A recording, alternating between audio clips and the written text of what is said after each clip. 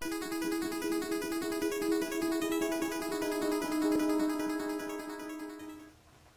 guys, so like I said in my introductory video, I'm a few minutes later filming a video about books I've read recently. I read most of my books on my Kindle, so I won't be having actual physical books to show you guys, but I will try and post pictures like here or here about the books I'm going to be reading while I'm talking about them, so you can kind of, if you're not interested in a certain book, you can skip to a part and see what book I'm talking about. So I'm going to be doing 3 books today that I read recently. Actually, 3.5, let's be entirely honest. One of them is I'm including a novella in the review. I'm going to be talking about Beastly, which is #1 in the Kendra Chronicles by Alex Finn, and also I'm going to be talking about Beastly Lindy's Diary. I'm also going to be talking about Shatter by Taher Mafi. I don't know if I'm pronouncing that. T-A-H-E-R-E-H. Who knows?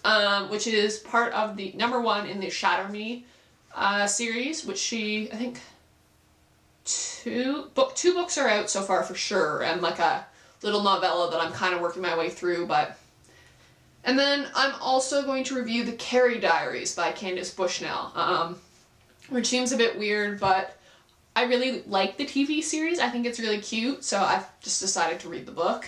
So starting off with Beastly, the Kendra Chronicles, and Lindy's Diary by extension. It's a modern retelling of Beauty and the Beast. The main character, Kyle, is kind of a jerk. He's from a really rich family and he's the popular kid at school, and so this witch curses him to turn into a beast, but he has 2 years to find somebody to love him and kiss him, and then he'll turn back into his normal, like, pretty boy self. I didn't find the story particularly compelling. It's a story we've all heard before, and even though it was set in modern day, honestly, it was kind of boring. It was a really quick read, though. I think I got through in like a day or 2 days. I gave it 2 stars on my Goodreads account, which I'll link in the description box down below. And I'll also link to Amazon in the description box down below, so if you guys do want to buy these books, you can. They won't be... whatchamacallit. I'm not making any money off of these links. I forget what it's called. But yeah, but I'll link everything down below. Honestly, yeah, it just wasn't that great. It didn't grab me, and I think my opinion went down after reading Lindy's Diary, because it was just, it's one of those things, I don't mind novellas, and some series do it really well, such as the Delirium series by Lauren Oliver, because it actually gives you, you know, information that you wouldn't have. Whereas these, it's just retelling from another character's perspective, but you've already gone through the story, and the story wasn't that good in the first place, so yay! None of the characters were, you know, they didn't grab me. I didn't root for any of them. They left very little impression. I actually read this last week, and before I kind of have a little notebook with notes about what I want to say about each book, and I actually had to look up the main character's name. Yeah. The only thing that I really liked about it was the part where, and spoiler alert, Kyle/Adrian is like, realizes that it's not all about him, and he wishes to Kendra that he could change Will and Magdalena's lives as part of, like, if he breaks the curse. So that's, yeah, that was about it. Lindy's Diary was bad. I would, if you've read Beastly and you like it, I wouldn't recommend Lindy's Diary. So next up is Shatter Me.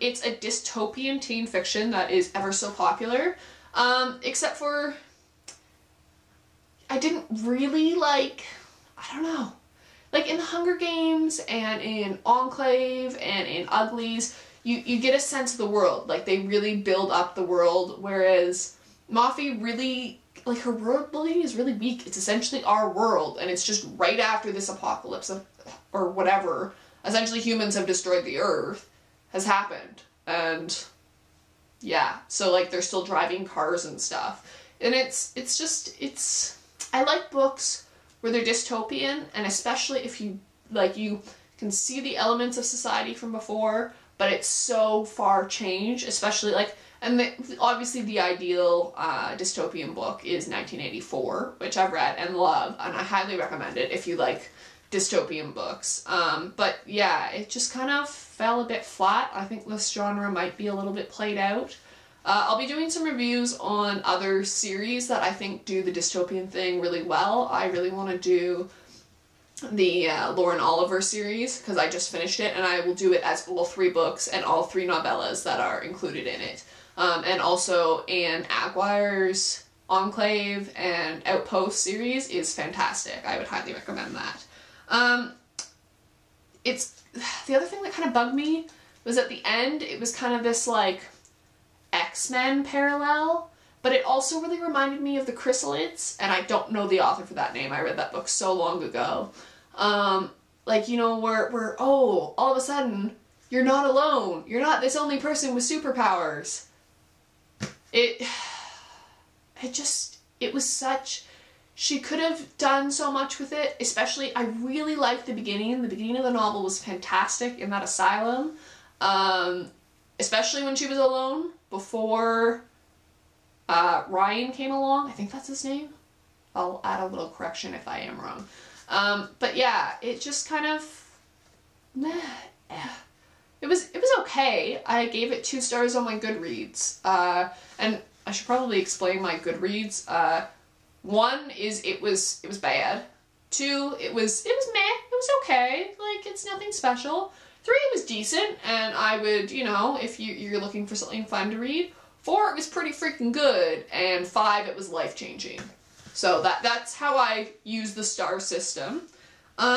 Yeah, that book, it's okay. I started reading the novella that accompanied it, Destroy Me. And I think I have the 2nd book on my Kindle loaded already. But I'm not really gonna rush to finish them just because Shatter Me was so just okay. Oh, my back hurts. So the book, I finished this last night. I read the Carrie Diaries by Candice Bushnell. I literally read it in a day. I didn't particularly try hard, so it is a very easy read.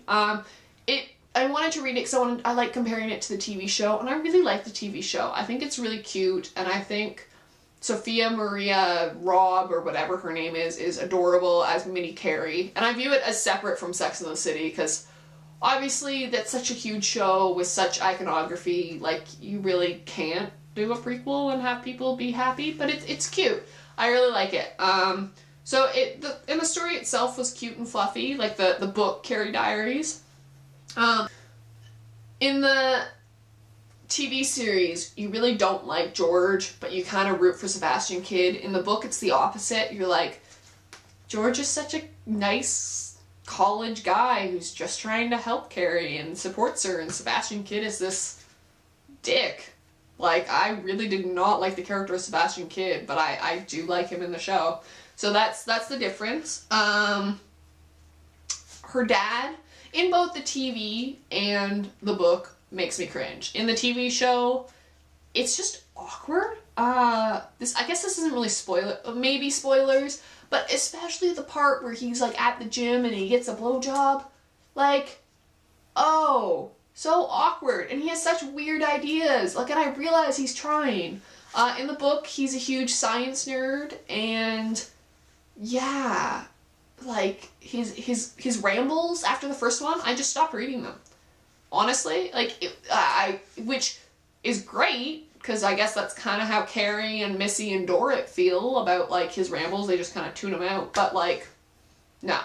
Her dad, I did not like at all.